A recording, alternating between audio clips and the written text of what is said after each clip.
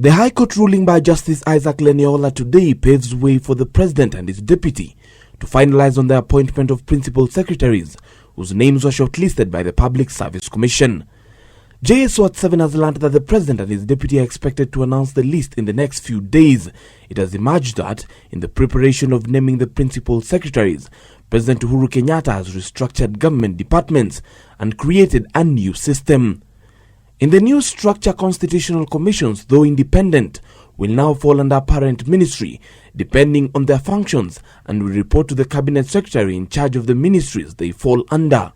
The office of the President and Deputy President will continue sharing some responsibilities, such as appointing cabinet secretaries, appointing public servants, high commissioners and ambassadors, principal secretaries and chairpersons of state corporations.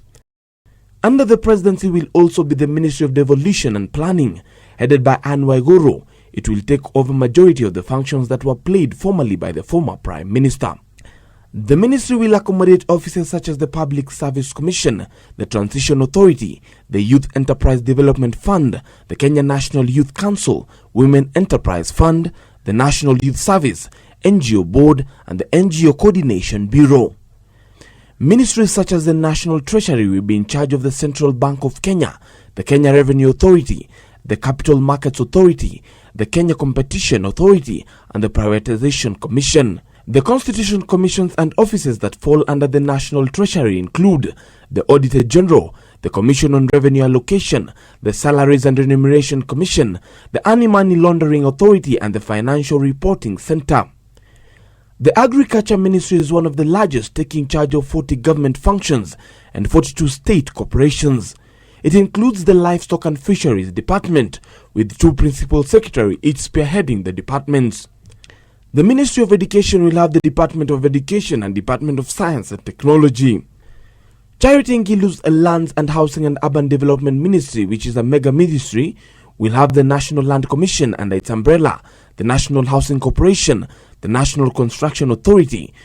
The ministry will take care of rural settlement, land information system, housing policy management, management of building and construction standards and codes, physical planning, and the national spectral data infrastructure. The Office of the Attorney General and Department of Justice will be in charge of legal policy management, constitutional affairs, the national registries, legal drafting, College of Arms, anti-corruption strategies, integrity and ethics, political parties policy management, and election policy management. The AG will also retain the role of principal legal advisor to the government. It will be in charge of the Ethics and Anti-Corruption Commission, the Independent Electoral and Boundaries Commission, the Kenya National Human Rights and Equality Commission, and the Gender and Equality Commission. The Information Communication and Technology Docket will take charge of the digital innovations, which include the KONZA City Technology Project, as well as the departments on emerging trends and challenges. For JSO at 7, I'm Shem Oluchiri.